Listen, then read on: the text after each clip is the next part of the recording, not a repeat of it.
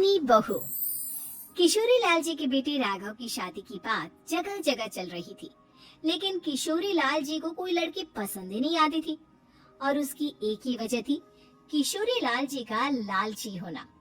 उनको लड़की वालों से मोटा दहेज चाहिए था और इसी चक्कर में एक दिन वो एक बहुत पैसे वाले के घर अपने बेटे का रिश्ता लेकर पहुंचे। उस आदमी का नाम था ओम प्रकाश। देखिए किशोरी लाल जी, मेरी एक ही बेटी है और मेरी सारी संपत्ति जायदाद सब कुछ मेरी बेटी नैना का ही है। पापा, नाम से लगता है बहुत खूबसूरत होगी। कितना अच्छा नाम है ना, नैना। ओ, वैसे बात तो सही है आपकी।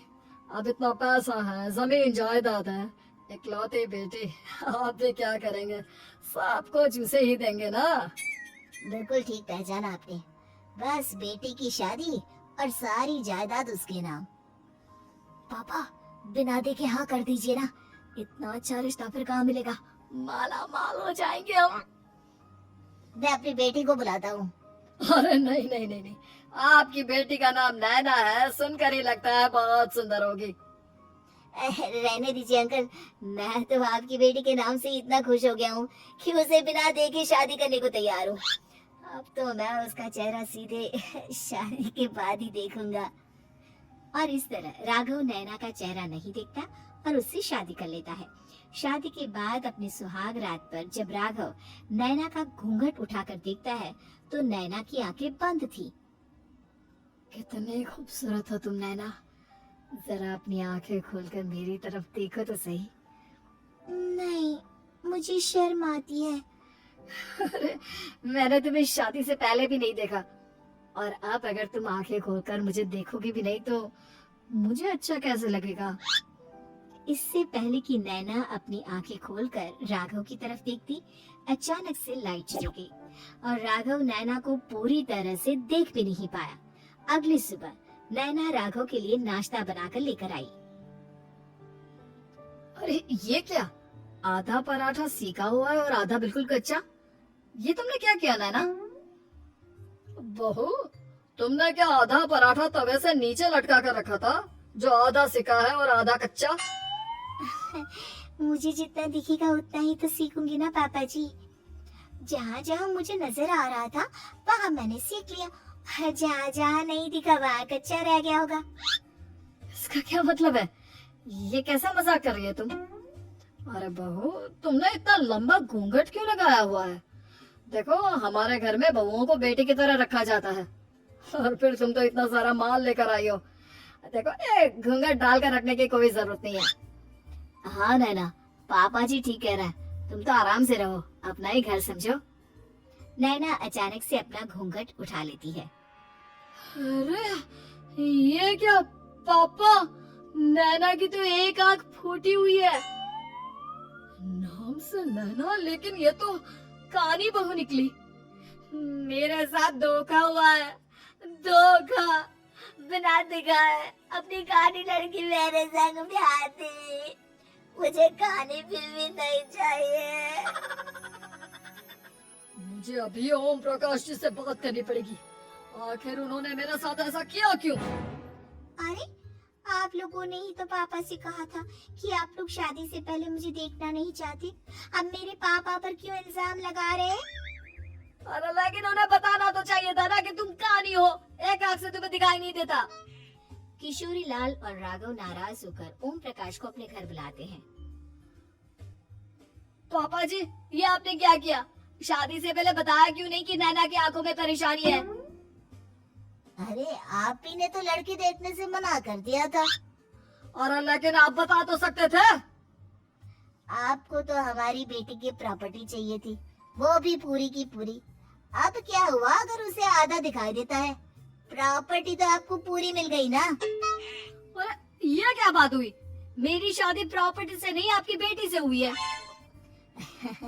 अब ये तो पहले सोचना चाहिए था।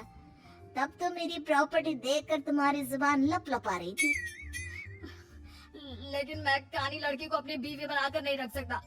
पापा, कुछ करिए ना आप। हाँ, करता हूँ। देखिए ओम प्रकाश जी, आप हमारे साथ ऐसा नहीं कर सकते। और तुम देखो, अगर तुमने मेरी बेटी से शादी तोड़ी ना, तो जो भी प्रॉपर्टी मैंने तुम्हें दी है वो तो पूरी की पूरी वापस ले ही लूंगा, और आधी प्रॉपर्टी तुम्हारी भी लूंगा। अरे मेरी आधी प्रॉपर्टी भला क्यों लेंगे आप? इसलिए क्योंकि मेरी बेटी को आधा नजर आता है और उसकी नजर अभी तक तुम्हारी आधी जायदाद पर ही पड़ी है। अब तुम उसे घर से निकालोगे तो कुछ तो लेकर जाएगी ना। और अगर हम आपकी बेटी को अपने घर की बहू बनाकर रखे तो?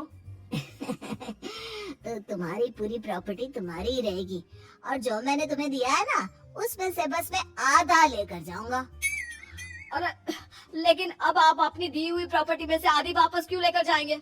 अगर मैं आपकी बेटी को अपनी पत्नी बनाकर रखने को तैयार हूँ तो?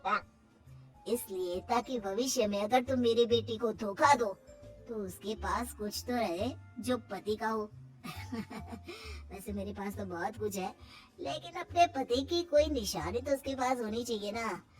अब अगर तुमने मेरी बेटी को कहानी कहा तो तुम्हें प्रॉपर्टी भी कहानी ही मिलेगी, पूरी नहीं। जमाए राजा। किशोरी लाल और राघव समझ चुके थे कि वो बुरी तरह फंस चुके हैं और अब उनके पास वहाँ से निकलने का कोई चारा नहीं है। अब समझ में आया ना, लालच बुरी बला होती है। एक तो तुम्हें प्रॉपर्टी मिली, ऊपर से बीवी मिली, उसमें तुम्हें नखरे भी दिखाने हैं। आए बड़ी, चुपचाप बैठो।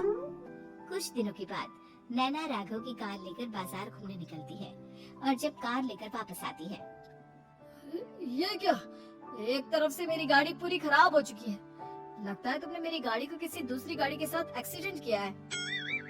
अरे कितना बड़ा नुकसान कर दिया तुमने बहू। वो क्या है ना पापा जी, मुझे एक आंख से दिखाई नहीं दे रहा था, सामने से गाड़ी आ रही थी। मुझे तो सिर्फ आधा ही दिखाई दिया और वो गाड़ी मेरी कार से रगड़ते हुए निकल गई। अब मैं क्या करूं बताओ? आप इसे ठीक कराने के पैसे कौन देगा? तुम्हारे पापा? तुमने मुझसे इस तरह से बात की? अभी रुको। नैना राघव की शिकायत ओम प्रकाश को कर देती है। देखो राघव, अब जो मेरी आधी प्रॉपर्टी तुम्हारे पास थी ना, उसमें से आधी और मैं लेकर जाऊंगा, क्योंकि तुमने मेरी बेटी को डांटा। अरे नहीं नहीं पापा जी, गलती हो गई, माफ कर दो। गलती की तो कोई गुंजाइश ही नहीं।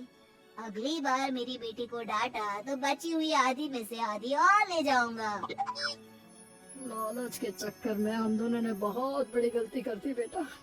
एक तो तुम्हें कानी बहू मिली और ऊपर से जो माल मिला वो भी काना।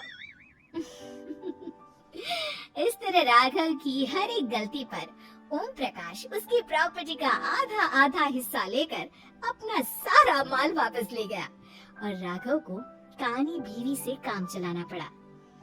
भाई लालच